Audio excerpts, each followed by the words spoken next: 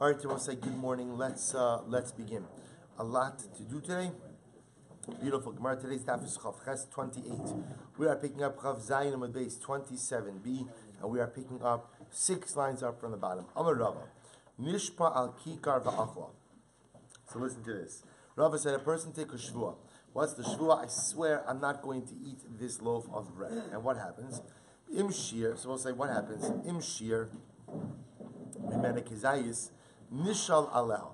So we'll say, if I eat a loaf of bread, but there's a kizayis left, I have the ability to go ahead and do she'ila, literally revoke the vow. Now we'll say, we have not spoken about the mechanics of Shevuos revocation, which we will get into, but for now, we'll just take it at face value, the Gemara statement. So the Gemara saying over here is as follows: as long as there is something left from the loaf, as long as at the end of the day there's at least a kizayis left of the loaf, I have the ability to have the Shevuos revoked. And therefore also when I do that, what ends up happening? Turns out that retroactively, I didn't really violate anything, because now retroactively what? Retroactively, the Shevuos was never really in effect. Therefore, again, the consumption was totally permitted. However, achla kula, if I eat the entire loaf, ein nishal aleha. Once I eat the loaf, you eat the loaf. You can't have any kind of an oath revocation. What's the case? Going back now to what we spoke about yesterday. So what's the case? If I said shelo ochal kikarzu, so also remember again, we established in yesterday's daf, shelo ochal is a lashon of kizayis. That says that even a kizayis is us. So therefore, if that's the case, mi kizayis kama avde liisura. Then I will say, if I said shelo ochal, that means a shvuah to even eat a kizayis. That means from the time I eat the first kizayis, then what? I'm in violation. So even if I manage to go ahead and revoke the oath, how does that change the fact that Lamaisa, every single kazayis consumed up until that point was aser? Ida amar shelo ochlena, and if I use the lashon of shelo ochlena, which Rabbi means what? We established yesterday that lashon means I swear I'm not going to eat the entire loaf. Then if that's the case, my irya kizayis. Then Rabbi say, why should there have to be a kizayis left of the loaf? Top of Chav Ches Amud Aleph. Afilu kol shehu nami. I will say, if that's the case, then I said Shevuos shelo ochlena. Shevuos shelo ochlena means what? I take a Shevuos that I'm not going to eat the entire loaf, which means that as long as I have not consumed some part of the loaf, even a minuscule amount, less than a kizayis, I am not in violation of my oath. See what the Gemara is asking over here? Rava wanted to say that if I swear that I'm not going to eat a loaf of bread, and I go ahead and I leave over a kizayis, as long as there's a kizayis left over, I could have the oath revoked, and retroactively I'm not chayav for any act of consumption. So the Gemara says, well, what's the case? If I said Shevuos shelo ochal, which asers a kizayis, then every single kizayis I've eaten up until this point, there's been a separate independent isser. So if that's the case, how could I revoke that? And if I said Shevuos shelo ochlena, that I swear that what? I swear that I'm not going to eat it. And remember, ochlena means the entire loaf. If that's the case, then what I will say? If that's the case, then even if I left over the most minuscule amount, even less than a kizayis, ultimately, again, I should not be chayiv. To which the Gemara says, you're right. The truth is, the Gemara says, we can answer this no matter what your formulation was. If you said shelo ochal, or whether you said shelo ochlena. How so? I will say third line down, Chav Ches Amud Aleph. So if you want to say, we'll say it's a case of shelo ochal. So remember again, shelo ochal says that even a kizayis is aser. So if you want to say shelo ochal, so therefore what we'll say, migo de mahanyeli she'ila kizayis basra, mahanyeli she'ila nami akizayis kama. We'll say the logic is that since ultimately again she'ila, since revocation will work for the first kizayis, and as Rabbi say, if before you even went ahead and what? Before you even went ahead and eat of the loaf at all, I made the Shevuos, and now before I eat of the loaf, I want to go ahead and revoke the oath. I have the ability to do so. So just as she'ila works for the first kizayis, therefore by definition, so she'ila will work. I'm sorry, I said that wrong. Migo de mahayil she'ila kizayis basra. Excuse me. Just as she'ila, just as revoking the oath will work for the last kizayis, mahanyilea kizayis kama. So too it will work for the first kizayis as well. So we'll say, so the novelty here is the same way if there's one kizayis left, I have the ability to revoke the oath, so that I should not be chayiv for this act of consumption. Since it works for the last kizayis, it works for the first kezayis as well. V'baisem, the other possibility is, v'baisem, shala ochlena. I can also interpret this as how? As a case of shala ochlena, where Lamaisa, again I said Shevuos shala ochlena, which I will say under normal circumstances means what? Under normal circumstances is an oath not to eat the loaf in its entirety. Therefore, ishir kizayis chashiv liishtaluye alei. So we'll say if I have a kizayis left over, then that is a chashiv amount, and because it's a chashiv amount, I have the ability to petition for revocation. V'ilo, but I will say if I didn't leave over a kizayis, then what? Lo chashiv liishtaluye alei. Then I will say that amount is not considered to be chashiv enough to petition for some type of oath revocation. So we'll say, so bottom line, what comes out according to Rava is as follows. That according to Rava, if I take a Shevuah not to eat a loaf of bread, as long as, and I ate it, but I left over a kizayis, as long as there is at least a kizayis of the loaf left over, Rava says I could have the oath revoked, and it turns out that retroactively I have not violated anything. What the Gemara has successfully proven, or at least it seems to have successfully proven, is that's independent of your formulation. Whether you said shelo ochal, whether you said shelo ochlena, ultimately again Rava's statement will hold true. Meisves, when asked the kasha, Misha nadar shtei naziros. So we'll say the Gemara quotes the same question we had in yesterday's daf.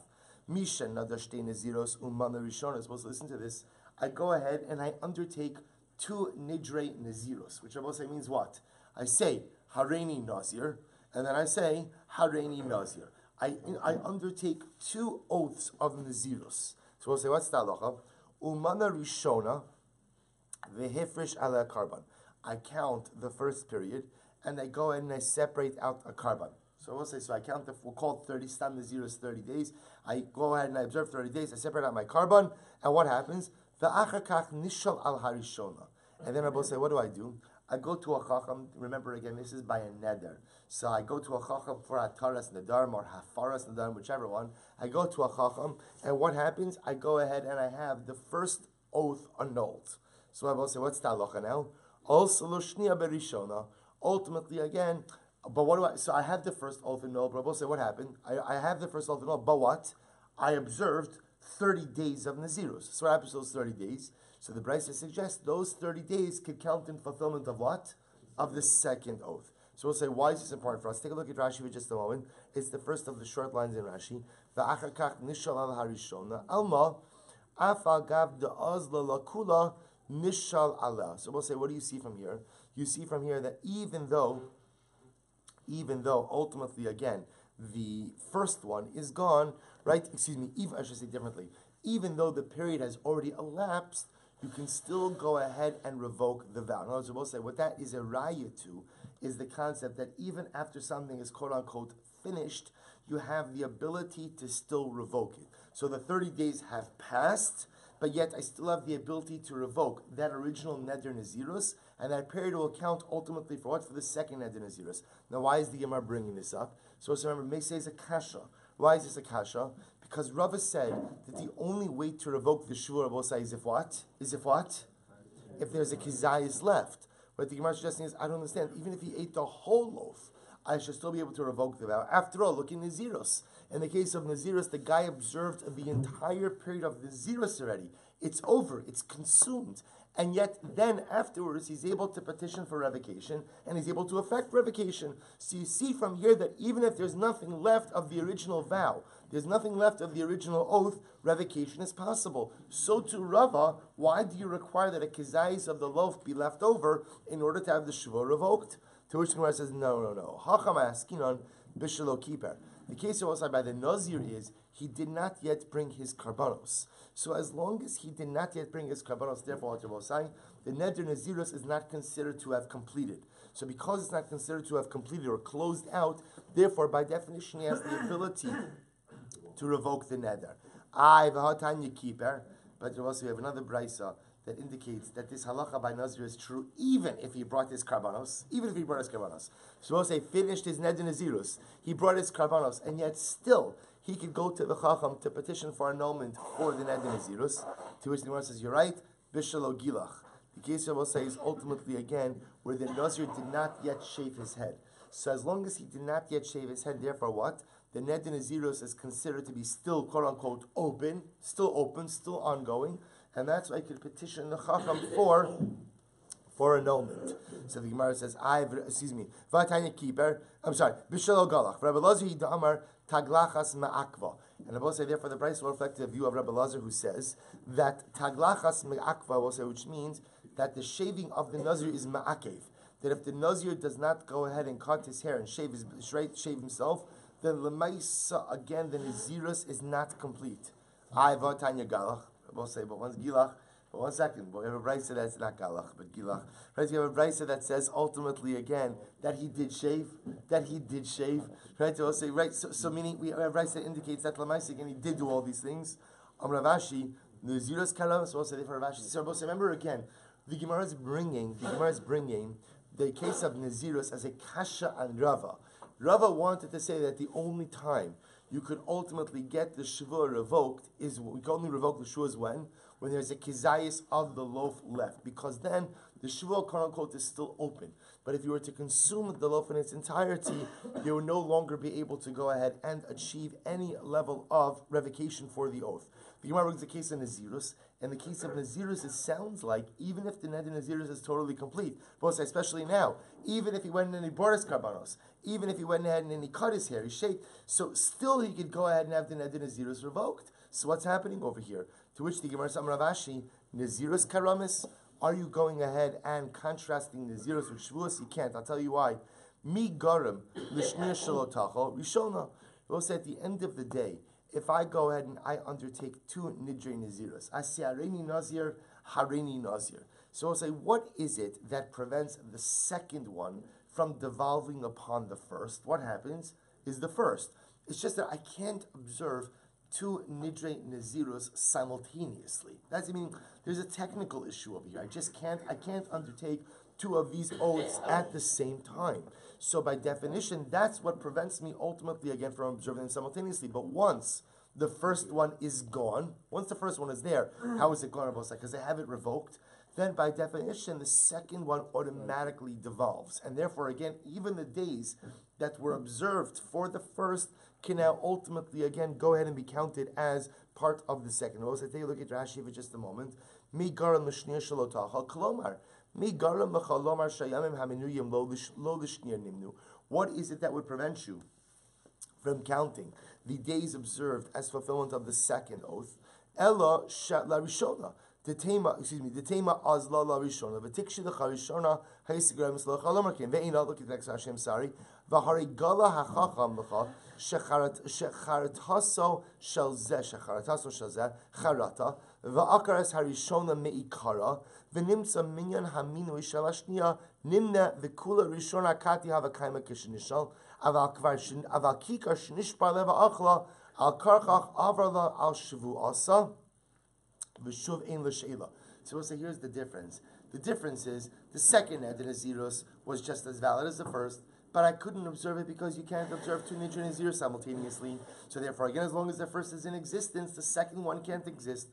But as soon as the first one is no longer in existence, how is no longer in existence? Through revocation. By definition, the second one devolves. Masha'enkin, I will say, when it comes to the loaf of bread, the halacha is, if there's some part of the loaf that's still there, I can revoke the Shevuah. But once the loaf is gone, the Shevuah is gone also. Once the loaf is gone, there is nothing upon which to attain some level of revocation. Ameimar says, Afilu achla kula nishal Allah. So also listen to this. Ameimar says, the truth is, Ameimar disagrees with Rava. And Ameimar says, even if you went ahead and you ate the entire loaf. Good morning, Mr. Schoenfeld. Even if you went ahead and you ate the entire loaf. Achla kula. I will say, even if a person ate the entire loaf, nishal Allah, you can still go ahead and have the Shevuah revoked. I will say, how so? Ibishogeg, because let's analyze this. If I ate a loaf b'shogeg, mechusar karban. Also remember again, if you violate the Shevuah b'shogeg, what's the halacha rabosai? You have to bring a karban ola v'yored. So if I went ahead and I ate the entire loaf, if I ate the entire loaf b'shogeg, then by definition I'm still missing the karban. Ibemezid mechusar malchus. And I will say, and if I eat the loaf intentionally, then what? I'm missing malchus. Remember again, intentional violation of a Shevuah brings with it a Chiv Malkus. So we'll say, what's the Gemara saying me? What is the Meimar telling me? A Meimar saying, listen, even if I eat the whole loaf, if I have not yet been punished for my infraction, whether b'shogeg carbon olav yored or mazid malchus, then by definition what? It's as if the shvua is open. It's as if the shvua is still unfolding. And as such, again, as long as the process is open and unfolding, therefore what?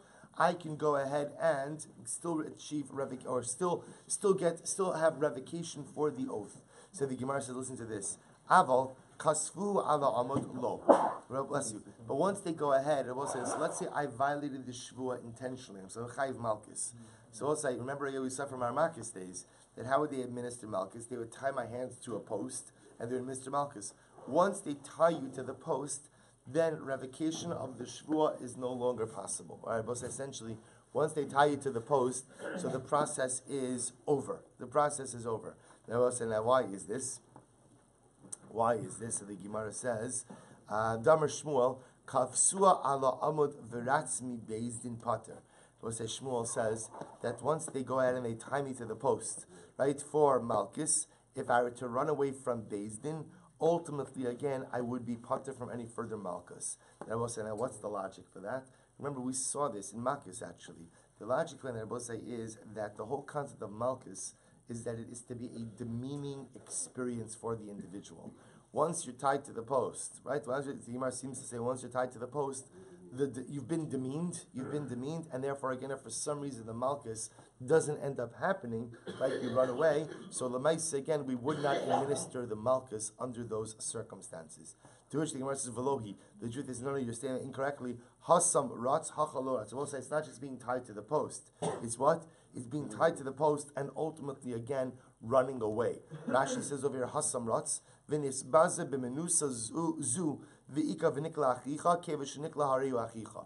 We'll say the idea is it's the running away that ultimately, again, is the demeaning part. It's not the being tied to the post is part of it, but it's the running away that's ultimately demeaning. So we'll say, so bottom line, comes along Ameimar, and Ameimar goes ahead and disagrees with Rava.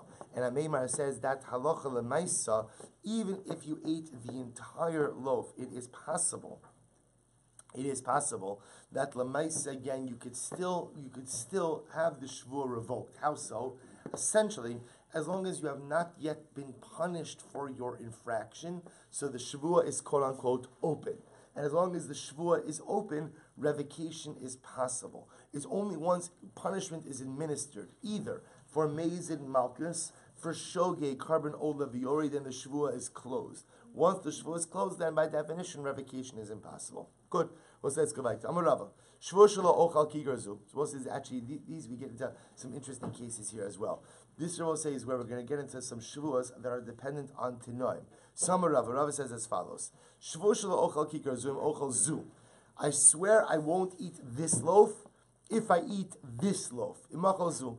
Va'achal es harishon. So we'll say, listen to this, and I end up eating the first loaf, right? Which is the loaf, or we'll say, which triggers the shvuos. Remember, essentially what I'm saying over here is, I won't eat B. I swear I won't eat B if I eat A. Okay, so what happens? So what ends up happening? I eat loaf A. I forgot. In other words, what does b'shogeg mean? Remember, there's nothing wrong with eating loaf A. It's just that if I eat loaf A, that triggers a shvua not to eat loaf B. So I end up eating loaf A, but I eat it b'shogeg. So b'shogeg. So b'shogeg means what over here? B'shogeg means I forgot about the shvua. Right, I forgot about the shvua. Because remember again, shogeg, is going back to what we learned a couple of days ago. Shogeg, when it comes to shvua, refers to shigagas shvua, or helam shvua, not helam chifetz. Remember, there are two ways you can be shogeg. Either I forget about the shvua, or I forgot about the object. I thought this object is something else. Remember again, for shvua liability, you only chayav for helam shogeg, not for helam shvua, not for helam chayfetz. So I swear if I eat A, that will trigger a shvua not to eat B. I eat A b'shogeg, but I eat B b'mezid. Which also means what? At the time I ate A, I didn't realize, I forgot about the shvua.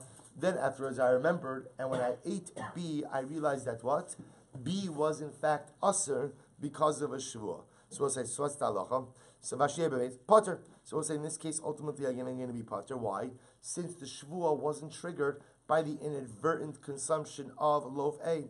But if I eat the first loaf A b'mezid, which also means I intentionally ate it and I triggered the Shevuah, ushnia b'shogeg, and then I went ahead and what? I ate the second loaf b'shogeg.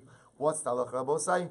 Chayiv. I will be chayiv. Shteihed b'shogeg. What happens if I eat both loaves b'shogeg? Potter. Rabosai, in this case I'll be potter. Amud beis. Shteihen b'mezid. Rabosai, what happens if I eat both loaves b'mezid? So listen to this. Achle l'tinai. So we'll say, so watch this. So what happens if I eat both loaves b'mezid? So achle l'tinai. So we'll say it depends. If I ate what we call the Tanai loaf first. What's the Tanai loaf first? That's loaf A. That's because remember the case over is if I eat loaf A, then that triggers a Shevuah not to eat loaf B. So if I ate loaf A first, v'hada achle li surei, and then I ate loaf B, so ultimately again and this is the case where I'm eating both of them b'mezid, then mechayiv. Then ultimately I will say in that case I'll be chayiv. However, achle li surei. V'hadr achli l'tinai. I will say now. Here's where it gets interesting. What happens? What happens if I eat the Isra loaf and then the Tanai loaf? So we'll say in this case over here, I eat loaf B first, and then I eat loaf A. I eat loaf B and then I eat loaf. Now again, in this case, I'm eating both of them b'mezid. So as it says the Gemara, in this case, and this is great, plukta di Rabbi Yochanan and Reish Lakish. I will say here I come to the machlokas, Rabbi Yochanan and Reish Lakish about what I will say. We've seen this so many times that we are bikiyim in this. Hasra'as safek. Hasra'as safek. So we'll say, listen to this. So Leman Damar Hasra'as safek Shema Hasra Chayiv. So if you'll we'll say we'll define this in just a moment. If you'll Hasra'as safek is real Hasra, then ultimately again I'll be Chayiv. Leman Damar Lav Shema Hasra Pater. But according to Pin, it says that it's not a real Hasra, it's not good Hasra, then I'll be Pater. We'll say what's the case? Look at Rashi. It's 4 lines down from the top in Rashi. Achle li Yisrei v'hadar achle l'tinai. Plukti Rabbi Yochanan Reish Lakish. The iflu guba asra safek parakama. So let's remember again, they argue about asra safek earlier in the Masechta. The truth is, we already saw this back in Makkas and in Sanhedrin. V'hai nami asra safek. So we'll say this would be a case of asra safek. How so? Because remember, we're going to say what's happening over here. The case over here is I'm eating both loaves b'mezid. But what's the order? I'm eating loaf B first, which is what we'll call the Shevuah loaf. And then I'm eating loaf A, which is what we call the Tanai loaf. That's the order in which I'm eating them. So Rashi says over here, "V'hainami asra safek." This would be a case of asra safek. Why? Dasra b'shas achila isra. Excuse me. Dasra b'shas achila is isra ba'ina. We'll say under normal circumstances, for asra to work, what has to happen? Asra has to be given right before the prohibited act. Ve'in kan ela hasras safek al tochlena. Shema tochal es hashniya. The name says over al zu lemafreya. So we'll say, what's the case over here? The case over here is I'm eating loaf B before I eat loaf A. So we'll say, so what is the hasra going to look like in this kind of case? What does hasra look like? What does hasra look like? They even going to tell me, listen, Silber, you're about to eat loaf B. Don't eat loaf B, because if you eat loaf B and then you end up eating loaf A, then what? You have violated a Shevuah. I will say, so that's not definitive hasra. Why? Because technically speaking, if I eat loaf B and never ever eat loaf A, then what? I don't do anything. Nothing happens. So we'll say that's called hasra's safek. They're not giving me hasra about a definitively prohibited act. They're telling me that what I'm doing now can become asr if I subsequently do something else. That's called hasra's safek. Therefore, again, according to the Madam who says hasra's safek is shma hasra, that it works, then ultimately, again, I'll be chayiv for intentionally eating loaf B and then intentionally eating loaf A. But however, again, according to the opinion, this is asra safek lav shma asra, then what? Then I will not be chayiv for the intentional consumption of loaf B, followed by the intentional consumption of loaf A. T'la'an zu b'zu. We'll say next case. What happens if Lamais again, I hinged both loaves, one upon the other? What does this mean? We'll say, lo ochal zu, im ochal zu. And we'll say, now here we're going to see a little bit of reciprocity. I won't eat this loaf if I eat this loaf. Lo ochal zu, im ochal zu. Lo ochal zu, im ochal zu. and I won't eat this loaf if I eat this loaf. So we'll say, so what's happening over here? As opposed to the previous case where there was what we'll call, for lack of a better term, like a linear relationship between the loaves, right? If I eat loaf A, then loaf B becomes prohibited. In this case over here, what the Gemara is suggesting is as follows. I won't eat, right? If I eat loaf A, then I can't eat loaf B. Oh, excuse me. Sorry, let me say that again. Lo ochal zu im ochal zu. I won't eat this one if I eat that one. So I won't eat B if I eat A, and I won't eat A if I eat B. So what do I do in a case like this? So Rashi says over here, Tzlan zu bezu shtehen. Kid mefarsh azil nimtzu shtehen iser ushtehen tnai. So I'll say, as opposed to the previous case, where in the previous case, loaf A was the tnai loaf, and loaf B was the iser loaf. In this case, both loaves A and B are what? Are both Tanai and both Isser. So what do I do in this case? I will say, so Tanzu was lo ochal zu im ochal zu, lo ochal zu im ochal zu, va'achal zu bizadon atzma ubishigas chaverta. And what else I will say? I eat loaf A intentionally, right, and loaf B b'shogig, or v'zu bizadon atzma ubishigas chaverta. What's the halacha? I will say pater. I will say in these cases, ultimately, again, one will be pater. So the Gemara says, "Zu b'shigas atzma ubezadon chaverta, v'zu b'shigas atzma ubezadon chaverta chayiv." I will say ultimately, again, if I eat the first one b'shogeg, which I will say means I forget about the shvuah, and the second one b'zadon, or everything depends on the first loaf you're consuming, or in other words, the point over here is if I eat the first one b'mezid, even by definition that triggers the whole thing and I'll be chayiv, even if the second one is consumed b'shogeg. If I eat the first one b'shogeg, even if I end up eating the second one, if I eat the first one b'shogeg, zu b'shigas atzma b'zodon chaverta, zu b'shigas atzma b'zodon chaverta, then chayiv. Shteihen b'shogeg. We'll say what happens if I eat both of them b'shogeg, then ultimately again pater. Shteihen b'mezid. What happens if I eat both of them b'mezid? Then what? Ashniya mechayiv. So we'll say, now we go back to the previous machlokes. The second one I'll be chayiv for. Shniya mechayiv. Shteihen b'mezid. Ashniya mechayiv. Arishona plugta d'Rabbi Yochanan v'Reish Lakish. We'll say, so according for the second loaf, ultimately again I'll be chayiv.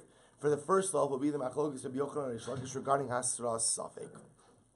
Fine. Rav Mari. So I'll say Rav Mari said the following: Af anan nami tanina. The truth is, we learned this concept as well. Arba'a nidarim yitiru chachamim.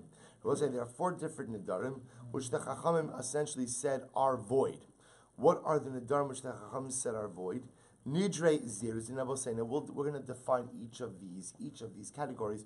The Gemara is just focusing really on one right now. Nidre ziruzin, which I will say ultimately again. So we'll see nidre ziruzin are nidarim that a person doesn't really mean to go ahead and undertake, but rather again he's just undertaking them to mizaris himself, to go ahead and create a certain urgency for him to accomplish something.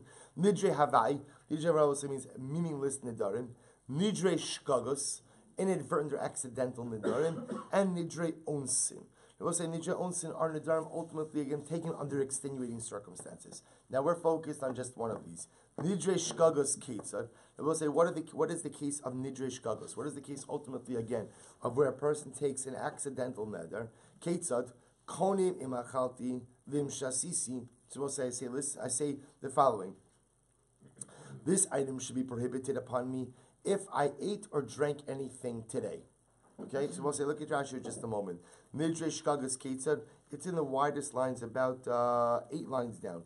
Nidre shkagas ketzad. Katani reish arbanim darim ziracham. Nidre zerzin. Nidre havai. Nidre shkagos. Nidre zevaz mefarshlo. So konim imachalti. Rashi says konim alai davar ploni emachalti ayom v'usavar shelo achal v'nizkar sha'achal oso haneder batal umuter bosa davar. So let's listen to this. The case of nidre shkagos is as follows: I take a neder. This item A, should be prohibited upon me if I ate or drank today. And the Gemara says, "V'niskar sha'achal v'shasa." And then I realized that what? I ate. Now when I made the neder working under the assumption that what? That I didn't eat or drink today. That's why I made the neder. And then I realized afterwards, you know what? I did eat or drink today. So I'll say, so what's the halacha? The halacha ultimately is, this is a mistaken neder. She'eni ochel v'she'eni shosa. Or Rabosai, if I go ahead and I take a neder, She'eni ochel v'she'eni shosa, and Rabosai, I take a neder, this item will become prohibited to me if I eat or if I drink. And what happens? Shachach v'achal v'shasa, and then I forgot the neder, and I ended up eating and drinking. Mutter. So we'll say in all of these cases, ultimately again, it will be mutter. We'll say now, what does this mean? It will be mutter. So Rashi says, "Konim sheni ochel, konim alai davar ploni imani ochel hayom." So we'll say this is a future tense neder. Item A will become prohibited to me if I end up eating or drinking today. V'shachach shvuaso, and I forgot my shvua. Really neder. V'achal v'shasa mutter ba'osa davar. Hainu derava shetar sheizachal neder b'shas kiyum latanai. So we'll say the idea over here is, what is the example of nidrei shkagos? The example is where I forgot the neder at the time. Now we'll say, now again, it takes on two different forms. Either, if I made a past tense neder, this item should be prohibited to me if I ate or drank today. Now at the time of the neder, I thought that what? I didn't eat or drink. Then I remembered afterwards that in fact, I did eat or drink today. That's called the neder shkaga. We'll say similarly again, I say to myself, I make the neder. This item should be prohibited to me if I eat or drink today, and I forget, and I end up eating or drinking. The item will still be mutter. Why? Because these are called nidrei shkagos. So Gemara says, "V'tani Allah," and we learned about this. Kishem shenidrei shkagos mutarim. The same way Rabbi say that nidrei shkagos are mutarim, that accidental nedarim don't prohibit. Kach shevuos shkagos mutaros. So too Rabbi say what? So too shevuos shkagos mutaros as well. So too, if you undertake a shvua b'shkaga, it also will be mutter. So we'll say, so take a look at Rashi for just a moment. V'tani Allah, kashim shenidrei shvuah shkagos mutarim b'hainu kidirava. And I will say, ultimately again, this will reflect the view of Rava, that a person has to go ahead and remember the neder at the time of the performance of the Tanai. So we'll say, therefore, again, any case where I go ahead and I forget my neder, quote unquote, or my shvuah, at the time of the action, by definition, that is called a shogeg, and one will not be chayiv for that. Good. So it says the Gemara, Ifa or Ifa Tani Shevuos Beirava. Supposed to listen to this. So Ifa learned the halachas of Shevuos in the yeshiva of Rabbah. So we'll say what happened. Paga ba'avimi achua. So one time Avimi, his brother, bumped into him. Amar lei. So we'll say listen to this. So now Ifa and his brother Avimi bumped into each other. So Ifa happened to just be learning the sugya of Shevuos in the yeshiva of Rabbah. So Avimi decides to test his brother's knowledge, and he says, "Amrlei, Shevuos shelo achalti mahu." What happens if a person, Rabbi says 2 consecutive Shevuos? Right? I swear I will not eat. Right? I swear that I did not eat. I swear that I did not eat. What's the ramifications? Mahu. So what he's asking him literally is, what are the ramifications of making 2 consecutive Shevuos? Amrlei. So we'll say, so Ifa responds, Eino chayv ala achos. The only chayv once was it, and this seems to be mefarish. We seem to have learned this already beforehand, right? That halacha l'maisi only chayv once. Why? Because you can't go ahead and make the same shavua twice. So Amrlei ishtabashta. So we'll say ultimately again, Avimi tells his brother, you have made a mistake. You're wrong. You're chayv. Why? Hari yatsa shavua l'sheker. Because I will say ultimately again, he has made a shavua sheker. Now, what does that mean? So let's take a look at Rashi. It's about 9 lines up from the bottom. Hariyatza shvua l'sheker, misha nishpa harishona, yatza l'sheker mipiv, v'holchala, v'ashniya shvua acheres, hila atzma, ve'im l'chal l'purchase. We'll say, actually, go back for just a moment. Rashi says over here, the previous Rashi, inu chayv ala'achos, ta lomar shazu shvua al shvua. So we'll say, remember again, the key over here is, I swear I did not eat, I swear I did not eat. And I will say, what ends up happening? I ate. The case over here is I ate. So the question is, how many times am I chayiv? So if I respond, you only chayiv once. Because I will say again, at the end of the day, the second shvuah is meaningless, because ein shvuah chalal shvuah. Comes along a member and says, I'm sorry, my brother, you're wrong. You're chayiv twice. Why? Now look at Rashi. Hariyatza shvuah l'sheker, misha nishpa harishon yatza l'sheker nepiv. Because I will say, it turns out that, remember, at the time I made the first shvuah, that first shvuah was a shvuah sheker. Right? Because it turns out that's what? I had, in fact, eaten already. V'holchala. Vashnia shvua acheres hilatzma. Therefore, I will say the first oath was a false oath because it turns out that I had eaten before. Therefore, that oath is gone, and therefore, when the second one comes about, Rabosai, that is a second independent oath. Ve'in lechala potra b'shvua l'shavar mishein ein shvua chala al shvua ella b'shvua l'haba shechozer va'oser esa iser v'hu nishpa l'kaim esa mitzvah. So we'll say, what Avimi was telling his brother is the concept that one shvua cannot develop on another shvua. We'll say is only for what? Future focused Shevuos. Because if I say, I swear I'm not going to eat the loaf, the second shvua is meaningless because it doesn't answer anything new. But if I say, I swear I didn't eat anything today, then I will say, and it turns out that what? I ate, then both of those shvuos are shvua sheker. Both of them are false oaths. Therefore, by definition, there is liability for both of those oaths. Fine. So, weiter. So we'll say the brothers keep testing each other. Shvuah shelo ochal teisha v'eser. Let's listen to this. So Avimi asked his brother Ifa another question. Let's say, I swear I won't eat 9 figs. So I won't eat 9 figs. And then again I say, I swear I won't eat 10 figs. So 2 oaths I will say. I swear I won't eat 9 figs. I swear I won't eat 10 figs. Mahu. So Ifa responded, Chayiv al kolachas va'achas. One should be chayiv ultimately again for both shvuos. Now look at Rashi just a moment. Shlo ochal teisha shlo v'eser. Shtei shvuos hayu. Shvuos shlo ochal teisha te'inim. V'chazer shvuos shlo ochal eser te'inim. V'achal eser te'inim. Now the case of here is that I end up eating 10 figs. Be'elam echad. Mau. Talomar shein shvuah achrona b'chlal shvuah rishona. Ve'ein zor shvuah chalal shvuah. So we'll say, if I wanted to say, I'm chayiv for 2 shvuos. I'm chayiv for the first shvuah for 9, and I'm chayiv for the second shvuah for 10. Amar lei, to which Amemar responded, Ishtabashta, my dear brother, you are wrong. Iteisha lo achil, eser lo achil. I will say, there is no way to fulfill the second shvuah without what? Without the first. Therefore, you can't eat 10 without eating 9. Therefore, Amemar posited that halacha l'maisa you only be chayiv once. You only be chayiv. Ultimately, look at Rashi. Ishtabashta nishvua al shvuahi shanishba shelo yochal tisha nishpa al eser dechol kama delo achel tisha lo aser dechol eser. Because we'll say ultimately again, the second shvua by definition overlaps with the first, and therefore again can't be chal.